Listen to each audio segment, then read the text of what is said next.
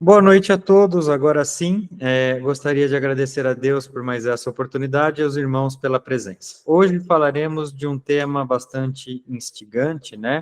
E intrigante também, que é a criação, né?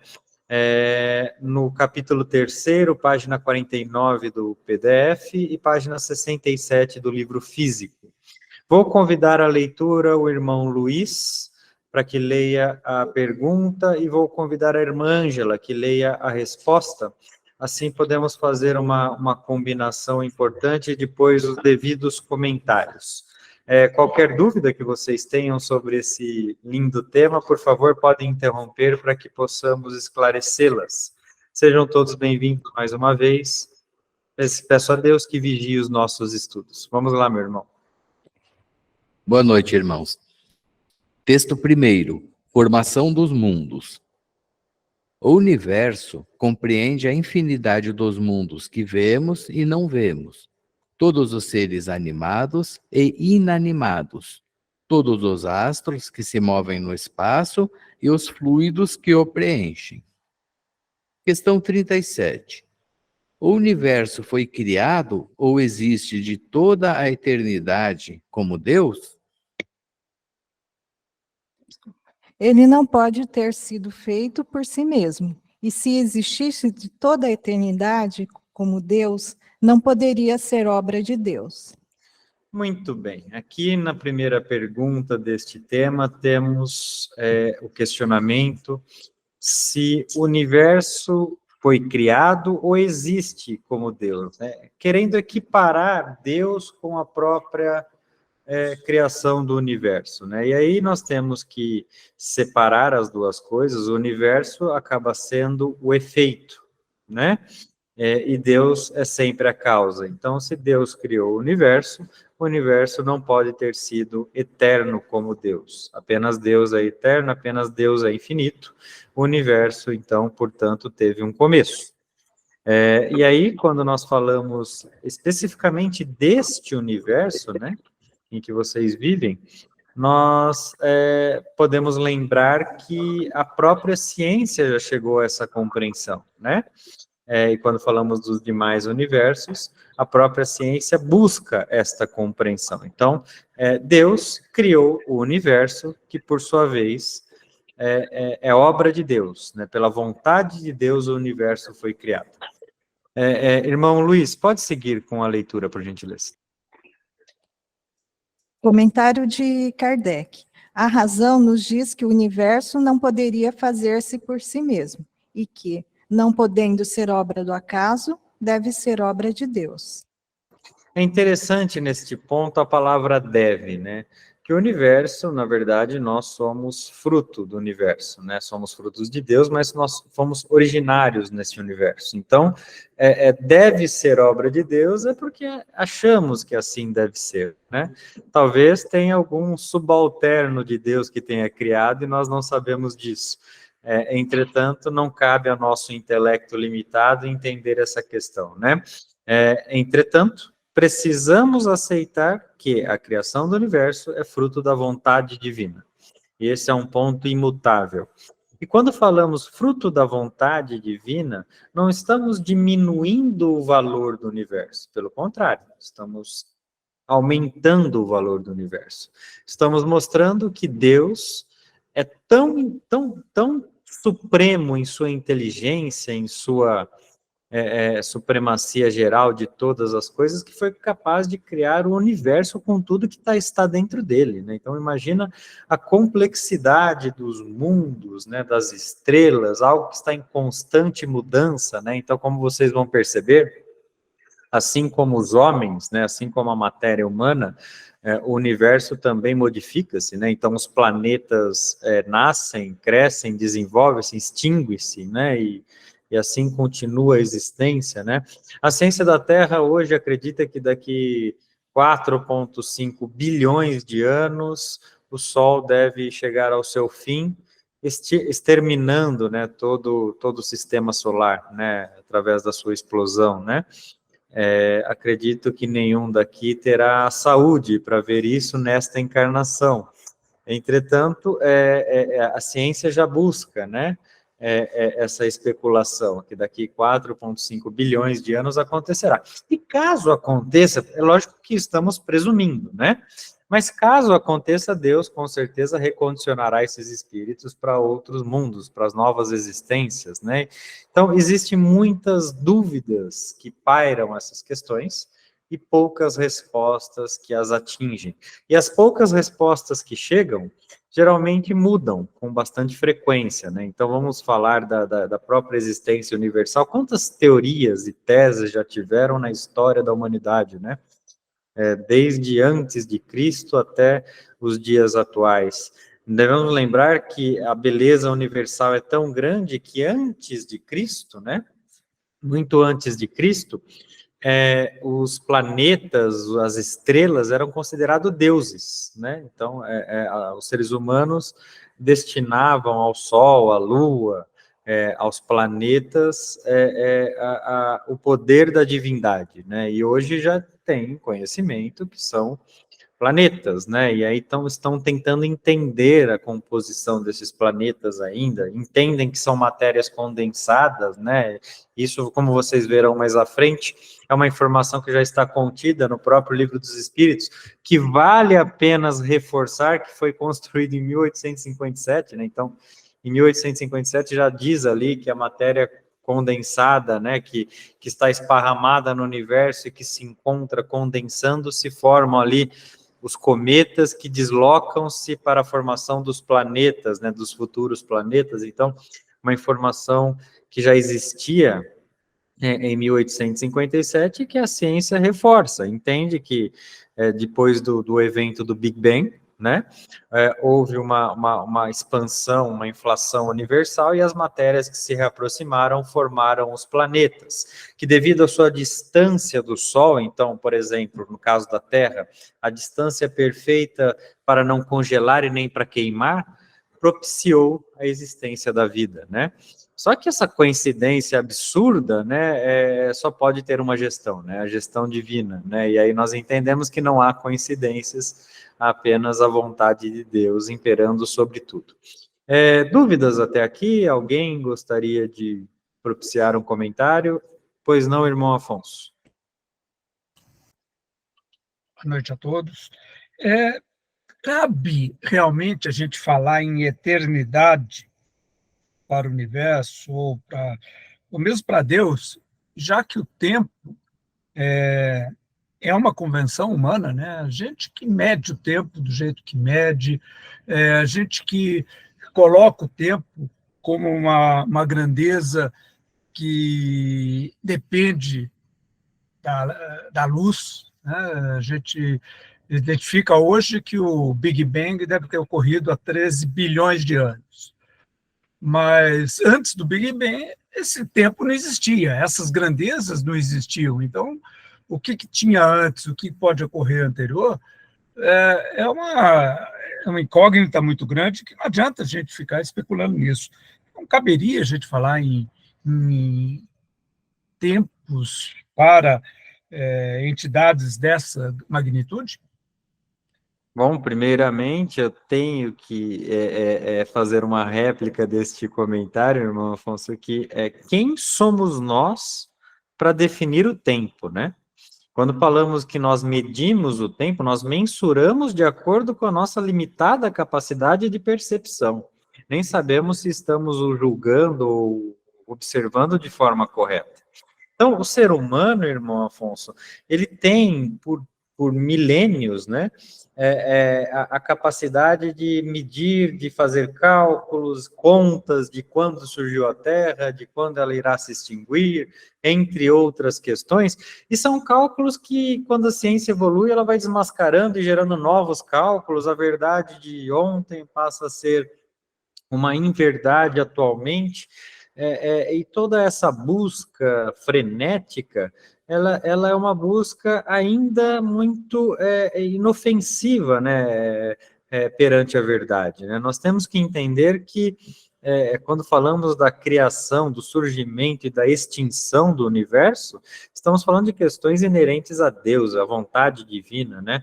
E a vontade divina, ela cabe apenas a Deus. Então, olha quantos fatores que podem acontecer para modificar esse tempo, né, irmão Afonso? Então, por exemplo, fatores podem acontecer para aproximar ou encurtar esse tempo. Por exemplo, a extinção da Terra. Falamos tanto na extinção da Terra daqui 4,5 bilhões de anos, né, quando o Sol...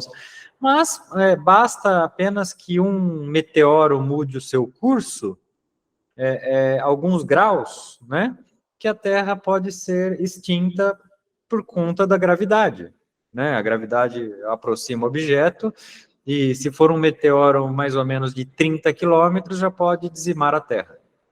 30 quilômetros talvez seja uma distância muito pequena, né? Para os meteoros existentes. Então, olha como as coisas são variáveis, né? E aí a vontade divina impera sobre tudo, né? O mesmo Deus que impede que um meteoro atinja a Terra é o Deus que pode, por sua vontade, fazer com que a Terra se extingua para uma criação de um mundo melhor, né? Então, nós temos que tentar entender e observar a grandeza do fator tempo, né? O tempo ele é tão complexo que talvez seja a ferramenta mais próxima de Deus, né? O tempo e Deus podem não ser a mesma coisa, mas estão interligados desde o início, né? A complexidade do tempo. Perceba que o ser humano evoluiu seus estudos em diversas esferas, mas ainda não consegue compreender o tempo, né?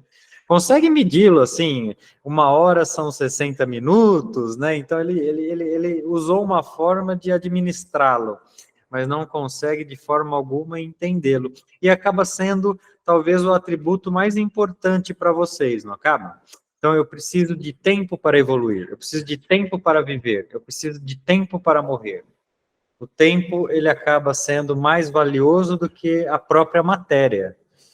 E vocês só entendem isso quando ele vos falta, né? Então, quando há uma escassez de tempo, vocês compreendem o valor do tempo, né? Ao mesmo tempo que esse tempo, olha, vamos usar agora uma forma mais filosófica de abordá-lo, né?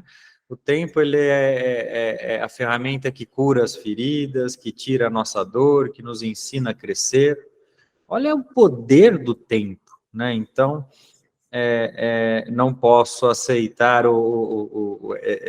a colocação assim sem debate, irmão Afonso, de que o homem já conseguiu medir o tempo. Até também por uma questão de percepção que nós, dentro da vivência. Uma mãe com filho em cirurgia, quanto tempo vai levar para ela essa espera? A angústia de alguém que partiu, quanto tempo vai levar esse tempo para essa pessoa? Então, várias coisas, até para nós mesmos, filosofando, o tempo é muito relativo, vai depender muito. E a menção do tempo, baseada em um planeta pequeno, diante de um universo, ela é muito ainda distante da realidade, né? O ser humano ainda precisa evoluir muito nas questões temporais, né? E, ao meu ver, vai demorar muito tempo. Olha aí que interessante, né? Vai demorar muito tempo ainda para conseguir compreender. Mas agradeço imensamente o seu comentário, gerou um debate muito frutífero. Pode prosseguir. Questão 38. Como criou Deus o universo? Para me servir de uma expressão corrente, por sua vontade. Nada exprime melhor essa vontade todo-poderosa do que estas belas palavras do Gênesis. Deus disse: faça-se a luz, e a luz foi feita. Parece uma resposta esquiva, mas na verdade ela é extremamente completa, né? Como tudo foi criado, né? Como que Deus criou o universo? Por sua vontade. E isso consta no Gênesis, né? Então, faça-se a luz. E o que aconteceu? A luz foi feita. A vontade divina é soberana a tudo que existe, né? E ao contrário do que as terminologias utilizam, né? Então, o sopro de Deus que leva a minha vida, o sopro de Deus constrói muitas coisas, né? Deus não precisa de muito esforço para fazer com que tudo modifique-se sempre para melhor. é muito sábio da nossa parte, como pequenos seres da criação, entregarmos a nossa vida nas mãos de Deus. Vocês já pararam para pensar como é sábio da nossa parte, de fato, entregarmos a nossa vida nas mãos de Deus? E como, ao mesmo tempo, isso é difícil? Gostaria que alguém comentasse sobre isso. Na realidade, é um exercício de humildade, né, meu irmão? Quanto mais se estuda, mais se percebe quanta limitação temos, né? Então, somos servos de Deus, conhecemos muito pouco, o pouco que conhecemos tem potencial, mas nunca vamos chegar perto do que seja Deus, que seja o tempo, que seja o universo. Pois é, e além de um exercício de humildade, é um exercício de fé. Né? E aí, para despertar a fé, é necessária a humildade. Mas nós temos que compreender que somos muito pequenos, ciscos, realmente, como diria Chico, né? Diante da grandeza divina. Entretanto, temos que entender que Deus nos dá uma caneta para escrever a nossa história, e não um lápis. O que você escreveu, você não apaga. Está escrito. A importância de mensurar as nossas atitudes, os nossos pensamentos, né? Porque tudo que nós escrevemos, nós teremos que pagar. E como que eu pago um livro escrito de forma equivocada à caneta? Escrevendo outro. E aí entra a pluralidade das existências, né? Eu vou escrevendo, escrevendo, escrevendo, escrevendo, até que a obra seja bonita e eu não precise mais escrever, eu passe apenas a ler e explicar aquilo que eu escrevi para os irmãos que ainda estão na fase de construção. De novo, meu irmão, dentro da nossa insignificância, ainda assim, o quanto podemos fazer, né? Quantas pessoas a gente pode ajudar e ser determinantes numa mudança de futuro, fazer muita diferença, né? Apesar da nossa insignificância. Eu gosto de brincar que o que nós temos que fazer é não atrapalhar o trabalho de Deus. Já é uma grande coisa.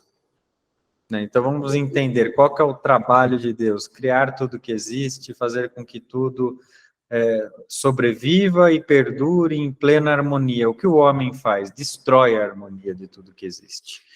Quebra as regras de conservação, quebra as regras de respeito, de amor ao próximo. Então, se a gente não atrapalhar o trabalho de Deus, a gente já estará fazendo muito bem. De novo, cuidado para também não procrastinar, né? Nós temos um papel. Provavelmente, cada um que vem tem uma determinada função, missão a ser cumprida. Então, às vezes, não é o sentido de atrapalhar, mas de ter um papel. Você não entendeu o que eu disse. Eu vou ter que reforçar. Não atrapalhar o trabalho de Deus dá muito trabalho. Dá muito, exige grandeza espiritual. Você imagina, para que eu não atrapalhe a perfeição de Deus, eu tenho que ser perfeito. Para que eu não utilize o meu orgulho para com os meus irmãos, para que eu não prevaleça o meu egoísmo, para que eu aprenda a conservar tudo que existe acima da minha própria existência, para que eu aprenda a compartilhar, para que eu tenha fé e entenda que tudo tem um propósito. Esse é meu papel. O meu papel final acaba sendo não atrapalhar. Quando eu penso em algo acima disso, será quando eu tiver níveis muito evoluídos de cocriação, né? Espíritos como, por exemplo, Jesus, vou dar um exemplo, que veio na Terra e conquistou, né? O seu espaço por conta da exemplificação, que auxiliou a humanidade toda por mais de 2000 anos, através dos seus exemplos em 3, né? Agora, o nosso papel aqui é não atrapalhar, não impedir que as coisas sigam o seu curso natural. Isso já nos dá, talvez, 40 vidas de trabalho. Né? Então, não atrapalhar o trabalho de Deus exige abdicar das suas próprias vontades, exige abrir mão do orgulho, do egoísmo, exige abrir os olhos para aquilo que realmente importa, nós acabamos muitas vezes agindo contra a vontade de Deus, em diversas circunstâncias, porque somos criados simples e ignorantes para evoluir, e a nossa imperfeição causa todas essas questões. Mas com muita reflexão, tentativa e erro, e exercitando, né, a nossa vivência, nós acabamos conquistando a nossa almejada evolução. Alguns mais rápido, alguns mais devagar, mas todos estão fadados a evoluir. E quando evoluímos um pouco, não preciso nem falar muito, nós olhamos para trás e não acreditamos, né, nas oportunidades perdidas que deixamos por conta de questões pequenas, né, para alcançar a nossa evolução. E quando falamos questões pequenas, são pequenas para quem olha de cima, mas enormes para quem olha na atualidade, né? São questões, e quando eu falo, por exemplo, hoje, qual que é a busca do ser humano? Saúde. Eu tendo saúde, tá bom. Não é assim a fala? Então, uma pessoa que vocês consideram evoluída na Terra não está preocupada com bens materiais, está preocupada com saúde. Saúde também é pequena. É uma vivência temporal. Você vai viver o quê? 50, 60, 70 anos na carne? Então, a saúde importa o quê na sua evolução? Mais importante que a saúde é a sua resiliência. É a sua resignação quando vier a enfermidade que você está espiando, ou que você mesmo provocou. A forma com que você encara a enfermidade é mais importante do que a própria saúde. Então, olha como é a grandeza, né? É por isso que nós nos apegamos nas pequenas questões do dia a dia, e é normal que isso aconteça, né? Nós temos o véu do esquecimento. E esquecemos que nós somos espíritos eternos, fadados a evoluir, e um detalhe aí que dói muito, individuais. Vive em coletividade, evolui em coletividade, mas somos seres individuais. Ou seja, nosso pai, nossa mãe, nosso filho, nosso irmão não nos pertence. São partes da nossa construção como espírito. E olha como nós criamos apegos, né? Quando não apegos materiais, apegos de laços, né? E nós criamos esses laços e condicionamos a nossa felicidade a esses laços. Como se os laços fossem mais importantes do tudo que existe. E esses laços, muitas vezes, mais nos deixam egoístas do que evoluídos. Porque é mais ou menos assim, o homem de bem hoje, ele evolui, cresce, enriquece para cuidar da sua família, não é assim? E a família dos outros não é sua? Então eu vejo, né, não vou trabalhar e dedicar a minha vida, o esforço da minha vida para poder deixar uma boa condição para o meu filho, para o meu neto, para deixar... E aquele andarilho que está na esquina, ele não é seu irmão? Qual que é a diferença do seu laço com ele para com seu filho? Nessa vida, talvez você esteja vivendo com seu filho, na vida anterior podia ser ele, seu filho, e você não lembra? Então, percebe a grandeza, a distância da perfeição, quando nós olhamos com essa amplitude, né? Pois não. Afirmando o que o professor disse, Chico já falava, né, que nós não podemos mudar o início, mas sempre poderemos fazer um novo fim. E a fé, né, como diz, não é fácil ter fé. Porque para ter a verdadeira fé mesmo, é você, aquilo que você pediu, você está preparado para que não seja aceito? De compreender que Deus sabe o que é melhor para você, que de repente aquilo que você está pedindo não vai ser o melhor para você? Porque a gente tem uma fé de que seja realizado aquilo que nós desejamos, não aquilo que realmente precisamos. Então, aceitar que de repente Deus não permite a cura de uma doença, porque nós precisamos aprender algo com aquilo, nós estamos preparados para aceitar que Deus está fazendo o melhor por nós? Então, são questões muito profundas desse entendimento de fé. Não é fácil ter a verdadeira fé como diz Santo Agostinho, né? Assinar uma folha em branco e permitir que Deus escreva nela o que Ele quiser. E aí entra um outro ponto interessante, né? Que quando nós olhamos a existência, o nosso propósito é muito pequeno. Eu posso ser a pessoa mais bilionária ou mais intelectualizada da Terra, eu não serei absolutamente nada no universo. Nada. Olha que interessante isso. É um choque de humildade muito grande, né? Ele nos deixa no patamar que nós deveríamos estar. E aí cabe a nós, dentro da nossa racionalidade, questionar Deus? Não seguir a sua vontade? Né? Então, esse aspecto de propósitos, nós temos que entender que o meu aperfeiçoamento não vai ajudar Deus, vai ajudar a mim. Quando eu melhoro, eu estou ajudando a minha própria trajetória. Nada que eu faço vai impactar em Deus. Deus não vai ficar triste comigo, é isso que eu tenho que entender. Algumas pessoas acham assim, que quando eu fizer algo de errado, Deus vai se entristecer. Acho, coitado de você. Deus, não, Deus te criou, Ele sabe tudo o que vai acontecer, o que aconteceu, e o que você fará daqui 50 anos. Se é que você tem 50 anos, né? Só Deus sabe. Entretanto, Ele é a razão da minha existência. E eu tenho que colocar a minha vida nas mãos dele. Entretanto, o Espiritismo nos traz uma informação muito importante, que eu tenho que colocar, sim, a minha vida nas mãos de Deus, mas não de forma cega. Eu tenho que entender. Eu tenho que raciocinar. Eu coloco a minha vida nas mãos de Deus, mas eu quero entender as formas que eu tenho para ajudar, as formas que eu tenho para construir, as formas que eu tenho para deixar o mundo melhor, mais habitável, com uma qualidade melhor, deixar sim o meu legado, né? E quando eu digo legado, não é o legado material, é o legado que permite que os outros irmãos evoluam e cresçam naquilo que você plantou. Nós temos vários exemplos na Terra que deixaram seu legado.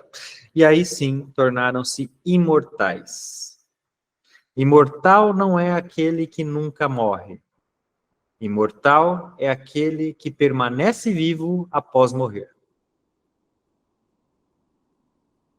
E permanecer vivo pelo seu legado, ele pode ser positivo ou negativo. Do mesmo jeito que vocês lembram com muito amor de Aurélio, né, Santo Agostinho, vocês lembram com muito medo de Adolf Hitler. E muitas vezes, nos dias atuais, Hitler pode estar até bem evoluído e Hitler será perfeito um dia, evoluirá como qualquer um outro. Entretanto, o que ele plantou com o nome daquela encarnação gera repulsa até hoje. E o que Aurélio plantou gera carinho até hoje. Então percebe, eu estou usando duas formas para vocês entenderem que eu ecoo na eternidade aquilo que eu faço na minha encarnação, principalmente quando eu tenho poder para ser relevante. Eu tenho uma responsabilidade muito grande para as próximas gerações. E não digo as minhas gerações, para as gerações de todos que virão. Se vocês não gostam do que vocês estão vendo na juventude hoje, eu vejo muitas queixas nas orações que direcionam a nós, né? Se vocês não gostam do que vocês estão vendo, a culpa é de vocês. Vocês foram criados de uma forma diferente para ser o que vocês foram. Os que estão hoje foram criados por vocês. Então, olha como tudo está correlacionado, né? Como tudo está interligado. Pois não. E até a questão da morte, né? Porque, na realidade, se morrer é voltar para casa, é lógico que a gente tem que lutar pela vida aqui, nós ainda tememos muito a morte. Preciso te interromper. Morrer nem sempre é voltar para casa. Morrer, às vezes, é ir para o lugar que você não queria morar. Depende da forma que você vive. Uma coisa é você morrer e voltar para uma colônia espiritual, onde tem irmãos de branco te esperando, né, vestidos de branco, te esperando para te dar um suco, né, plasmado e te acalmar. Outra coisa é você viver o umbral e deparar-se com os seus maiores medos, suas maiores dores, plantados por você na sua existência. Então, eu sei que é bem poética essa frase, mas ela não é verdadeira. Você volta para casa quando você evolui.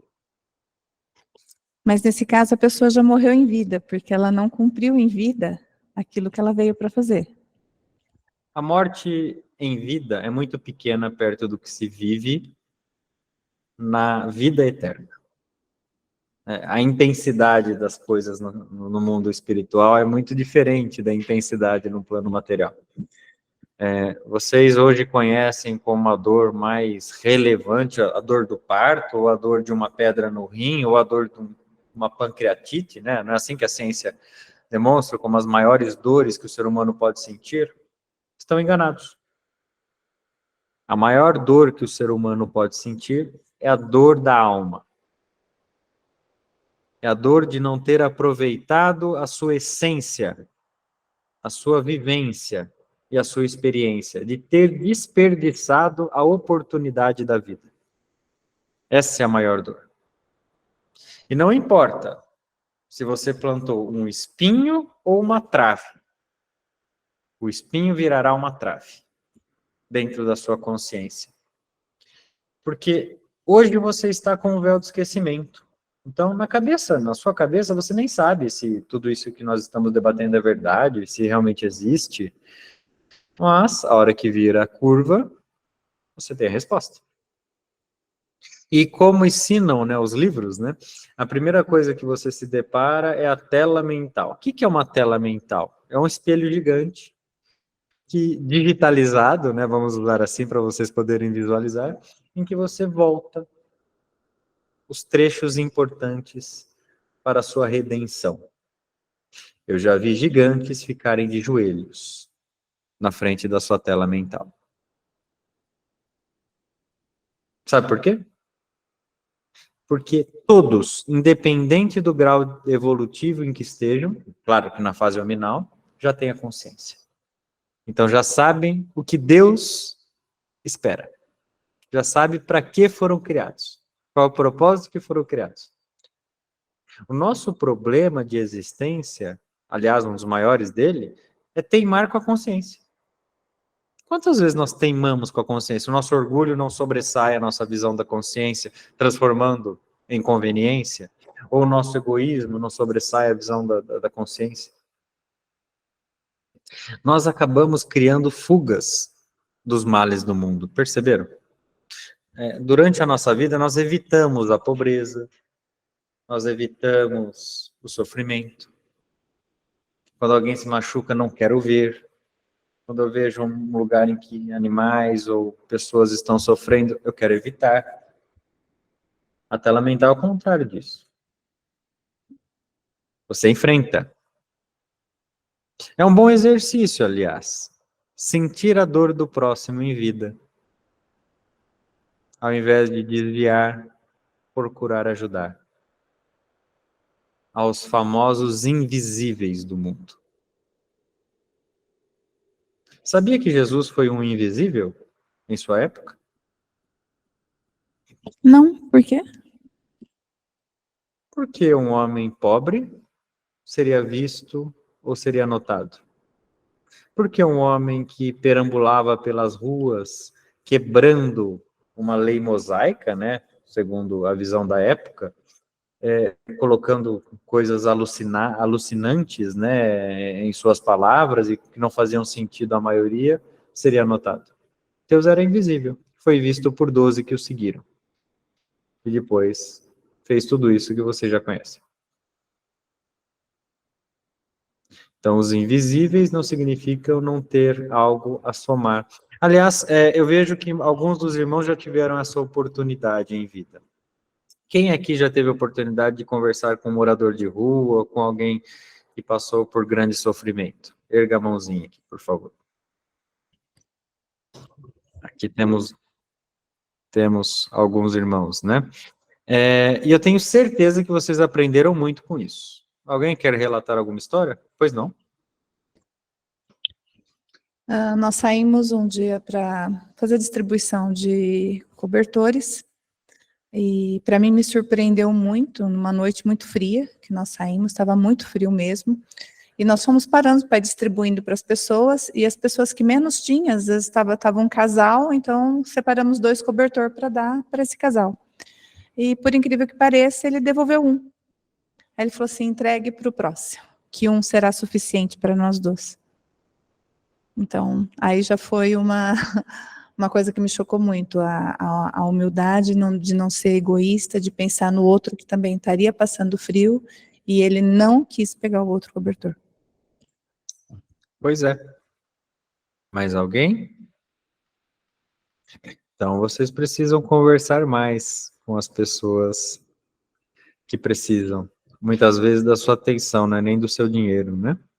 São exercícios importantes para a nossa evolução, porque quando eu encaro os males do mundo, aquilo não me faz mal, desde que eu faço bem. Se eu ajudar alguém a sair de uma determinada situação, ainda que com uma conversa, com coisas simples, eu me envolvo na dor do meu irmão e demonstro o que é o amor exemplificado. Pode prosseguir. Pergunta 39. Podemos conhecer o modo de formação dos mundos? Tudo o que se pode dizer e que podeis compreender é que os mundos se formam pela condensação da matéria espalhada no espaço. É aquilo que nós havíamos dito, né? Aí já vai meio similar à teoria do Big Bang, né? Houve a explosão e essa matéria espalhada, né, pelo espaço forma, quando se une, né, forma uma matéria mais densa que dará origem aos planetas, né? Então é mais ou menos isso, não de forma muito técnica, mas de forma explicativa aí para que vocês possam compreender. Então, mas aí tem um ponto importante, né? O nosso irmão diz tudo que se pode dizer, ou seja, existem muitas coisas que não podem ser ditas porque aí o que os espíritos explicam que não podem ser ditas porque não podem ser entendidas, né? Então você só explica aquilo que pode entender. Questão 40. Os cometas seriam, como agora se pensa, um começo de condensação da matéria, mundos em vias de formação? Isso está certo. Absurdo, porém, é acreditar na sua influência. Quero dizer, a influência que vulgarmente lhe atribui, porque todos os corpos celestes têm a sua parte de influência em certos fenômenos físicos. Bom, aí vamos entrar nas superstições, né, nos tabus. Então, se eu ver uma estrela cadente, vou fazer um pedido, um cometa é um presságio, né, tantas coisas que vieram da cultura parental, de pai para filho e assim sucessivamente, né, que não agregam nada porque não são verdadeiras, né? Então, Deus não submete-se à sua vontade a um cometa ou a uma estrela, né? A vontade de Deus está suprema. E aí isso tira a parte esotérica da astrologia. Na verdade, é um golpe poderoso na parte esotérica da astrologia. E quando falamos na parte esotérica, não significa que não há influência energética do universo. Entretanto, estamos falando que não é o cometa que você vê que vai mudar alguma coisa na sua vida. Algum questionamento sobre esse ponto? Pois não. Eu estava aqui pensando nas fases da Lua, né, que influencia até nas marés. Seria esse exemplo de influência energética? Não. Aí estamos falando de uma questão já científica, comprovada, que é gravitacional. Não tem a ver com questões energéticas. A influência da Lua nas marés e no comportamento da água tem relevância gravitacional. Isso é comprovado pela ciência. Pois não, irmã Jéssica? Você está sem áudio. Pode escrever? Escreva no chat que eu leio e comento aqui. E o horóscopo, signos, né? Bom, vamos lá entrar em outro debate aqui importante, né? Os signos, e o que eu vou falar agora, eu serei odiado por 99% do planeta, né, que gosta dessa coisa toda, né? Não, o horóscopo não tem absolutamente nada a ver, né? O dia, ou a hora e o lugar que a pessoa nasceu não influencia na sua personalidade. Aliás, isso é uma coisa que pode sugestionar a pessoa a modificar a sua personalidade. Se ela ouve isso desde pequena, ela traça alguns atributos. Eu sei que você pode pensar, mas, poxa, eu sou de leão e tenho todas as características de leão, mas isso não é incrível? Meus irmãos, vocês enxergam aquilo que vocês querem ver. Tá? Então não tem absolutamente nada a ver. Você vê pessoas com comportamentos completamente diferentes nascidas no mesmo mês, no mesmo dia, na mesma hora. Então não tem a ver.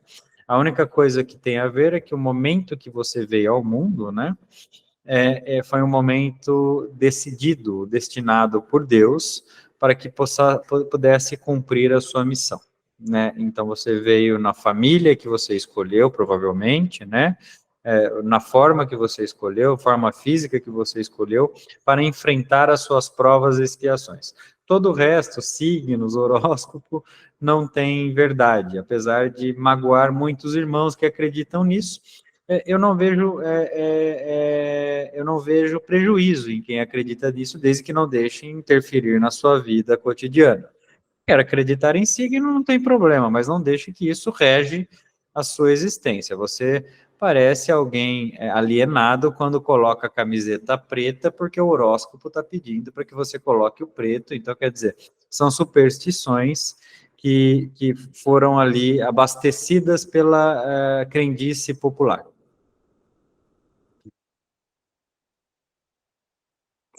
Uma dúvida, meu irmão. A resposta da questão 40 fala porque todos os corpos celestes têm sua parte de influência em certos fenômenos físicos. Que fenômenos físicos seriam esses? Diversos, né? Como propriamente a alteração das marés. Hoje você já tem uma compreensão maior, né? Então, a influência gravitacional, a temperatura do planeta, a forma com que a luz chega até o planeta. Então, vamos usar o exemplo do eclipse solar, né? Quando o Sol se posiciona por detrás da Lua, então existe a influência, mas influências lógicas, né? Não influências esotéricas, né? Eu sei que é frustrante porque o ser humano ele tem a tendência de fantasiar, né? O ser humano gosta do esotérico. É uma tendência humana ser encarnado, gostar do esotérico. Mas não tem milagre, não existe caminho fácil, não existe porta larga. A única forma de você ver algo mais bonito é construindo uma dura e batalhada jornada de evolução. Tá? Sinto informá-los, mas essa é a verdade. E assim, a forma que a lua nasce, a forma que a lua dorme, a forma que o sol nasce, a forma que o cometa passa, isso não muda, né? O mesmo cometa que deu azar para alguns, deu sorte para os outros que acreditaram ter sorte. Então, não influi absolutamente nada. A não ser que esse cometa esteja em direção à órbita terrestre e venha para eximar o planeta. Aí vai mudar bastante a sua vida. Tirando esse fator, de forma alguma. Pois não. Ainda assim, meu irmão, é comum, por exemplo, quando a mulher está grávida, os antigos falarem, deve nascer quando a lua mudar de fase. É coincidência? Bom, eu vou explicar a forma técnica disso e depois a forma folclórica, né? Se fosse assim, todo mundo faria aniversário na mesma semana, né? Começa a entender. Então, eu costumo dizer que tem uma margem de erro de 4 semanas essa teoria, né? Então, são as 4 mudanças de lua, né? Então, você tem aniversário em todos os dias do ano, né? Então, isso significa que não tem absolutamente nada a ver. Mas é claro que a lua cheia, ela modifica o comportamento da água na Terra, por questões gravitacionais. E aí a mulher e o ser humano, enfim, é composto por água.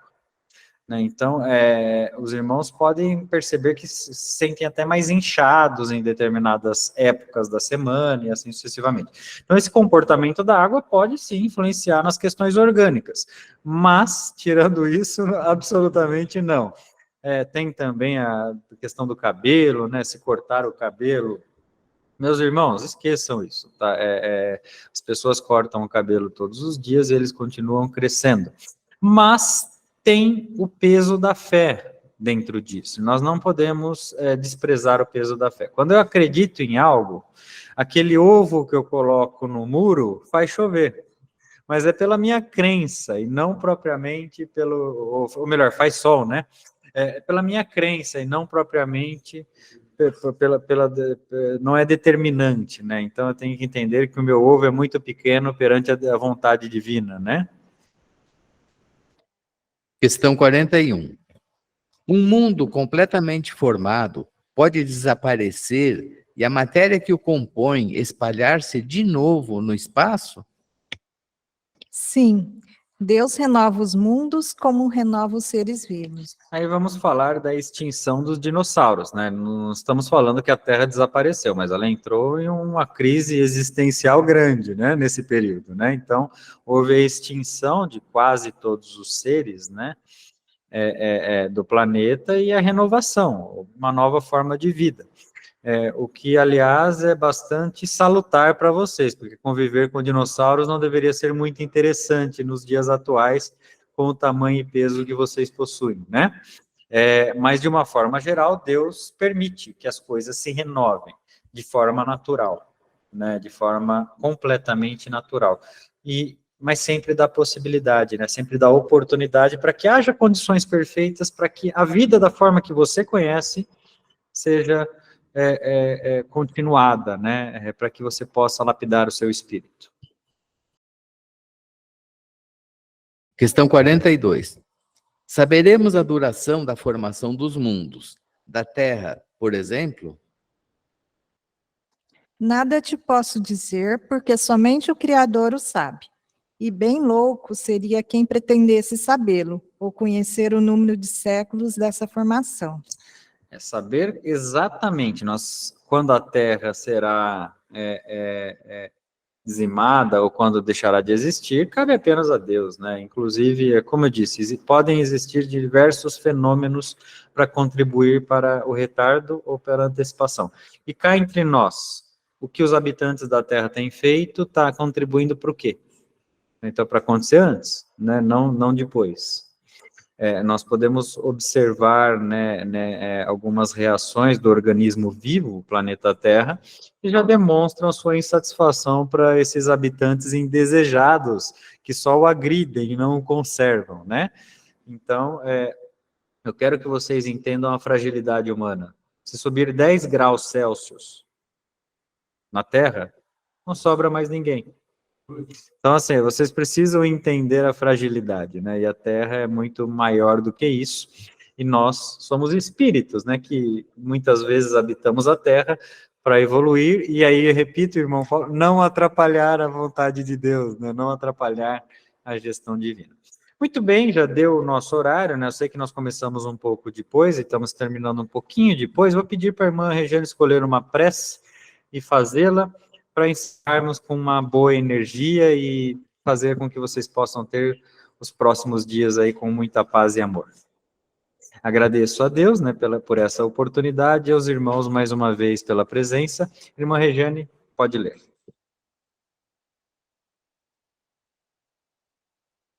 O irmão Milton vai soltar o áudio. Muito bem, vamos lá. Prece da consciência. Deus, que permitiste me comunicar contigo através da minha consciência, concede-me o discernimento para utilizar meu livre-arbítrio de forma sábia e coerente. Não deixes que minha conveniência contamine as minhas escolhas. Faze que eu seja digno de merecer teu auxílio. Quando a carne e o materialismo me tentarem, abre os olhos da minha alma para que eu prossiga no caminho do bem, praticando a caridade e desenvolvendo o amor. Apesar de saber o quão falho eu sou, confio em tua vigília. Ainda que por certos momentos eu trilhe caminhos obscuros, frutos do meu livre-arbítrio, com o teu alento e instrução, conquistarei a redenção. Sou fruto de tua criação. Buscarei a resignação para me fazer merecedor do teu amor. Guia-me, instrui e protege. Que assim seja. Miguel. Matão, 17 de junho de 2020. Assim sendo, encerramos os nossos estudos dessa noite. Desejo a todos os irmãos uma noite com Deus em seu coração e a consciência sempre aflorada para um melhor dia no amanhã. Fiquem com Deus.